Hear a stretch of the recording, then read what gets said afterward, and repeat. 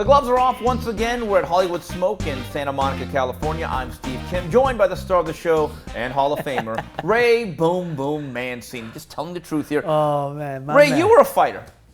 And boxing is a business. But when it came to business, you had managers. Right. And you had people like Bob Arum. My question is, are fighters concerned too much about the business aspect of boxing today? Absolutely. And you made a good point. My trainer and manager, when I first met Dave Wolf, and he said, and I decided to go with him. He said, look, he says, we're going to make it easy. You do the fighting, Griff does the training, I'll do the managing. Let me do my job, I'm going to let you do yours. Mm-hmm. I'm going to let Griff do his. And to me, one thing I learned about business, is those who are successful in business all follow one creed. Let those who do.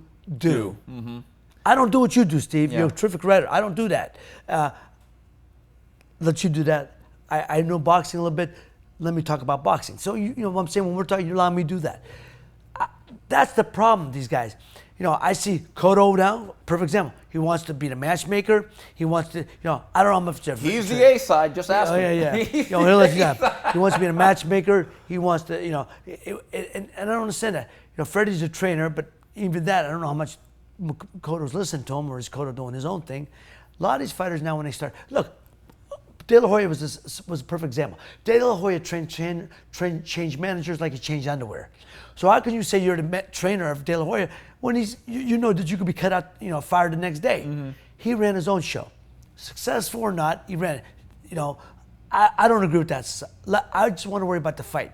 Let my manager do the negotiating and let my trainer set up what he has in store for me for that day. One of the first lessons I learned way back when I first got into this is fighters fight, trainers train, managers manage, promoters promote, let the networks be the networks. But with all that being said, and I think that there is such an over-reliance on being undefeated and being on pound-for-pound list and never losing because then you're exposed. Fighters are coddled today. Over-coddled, aren't they? Everyone keeps thinking having a zero in the loss column is so important. And it's not, don't mean nothing. The greatest fighters ever, the two greatest fighters ever considered by many. Ray Robinson, the greatest pound for pound, had a few losses. The greatest, Muhammad Ali, had a few losses. You're going to lose. Certain nights it ain't your night, but it's over the quality and quantity of your career. Mm-hmm. It's not one night. So having that zero is not a big deal. It's about the quality and quantity of your fighters that you fought. Specifically the quality of the fighters. And that's why I think guys are worried about being undefeated, worried about things that have nothing to do with boxing. Worried about fame more than anything. And legacy is about the ring. People want to remember your fights in years to come. I always pray and hope that I did well enough that people remember my fights. That's it.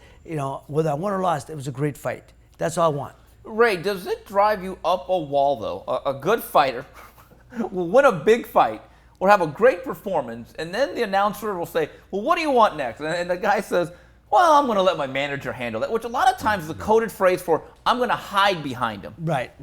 That must drive you nuts. Well, it does. You're the fighter. You could say who you want. You could call out guys. I mean, I see these guys now. Like you said, I'm going to let my trainer, I'm going to let the manager, I'm going to let my promoter. Just say who you want. Doesn't mean it's going to get made. What's the matter with saying, calling out a guy? Said, yeah, I'd like to fight so-and-so next. Mm-hmm. What's the matter with that? But Ray, where do you balance the fact that, again, when you're saying, okay, we're going to let the managers manage, was there ever a time you told Dave Wolf, Dave, I don't care if you don't like that fight, I want that fight and you work for me? No, me and Dave worked good in tandem, because he always said, he would bring me into the mix. He would say, here's our options, what do you think? I said, Dave, I like getting a fight. To be the best, you want to fight the best. So I got to, I like any of those fights, And his job, I understand about boxing. People don't understand. The job in boxing, for the manager, is to get you the biggest fight, the most money for the easiest fight. Mm-hmm. That's the job of a manager. The most money for the easiest fight. But a lot of times, the easiest fight ain't that easy. Yeah. Okay, so let's just make them, what's the best fight out there for us? So I trusted Dave, and I trusted Griff.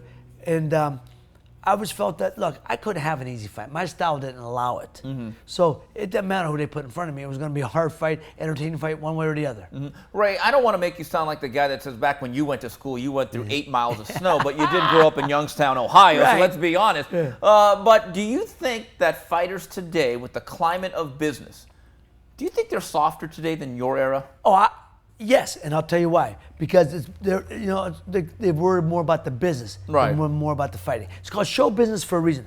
The business comes along for the show. Mm-hmm. But let those who do.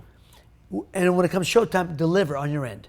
The fact that they want to be the promoter, now they want to pick the opponents. Then they want about training camp. Who's walking to the ring first? Don't worry about. Just let your manager do that. Whose name is first on the poster? Yeah, it's ridiculous.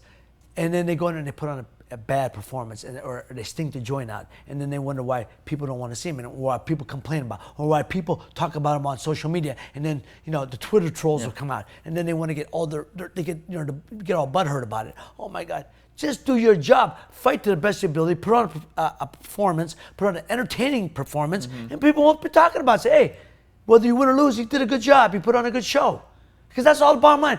I'm, as a paying fan, want a good show. Win or lose, I want a good show. And as a fighter, you should know that you have an obligation to the fans to give them the best show possible, which many of them guys don't now. Too many of them don't. Those are the words of Ray Boom Boom Mancini. It's been Gloves Off. This is Steve Kim for UCN Live.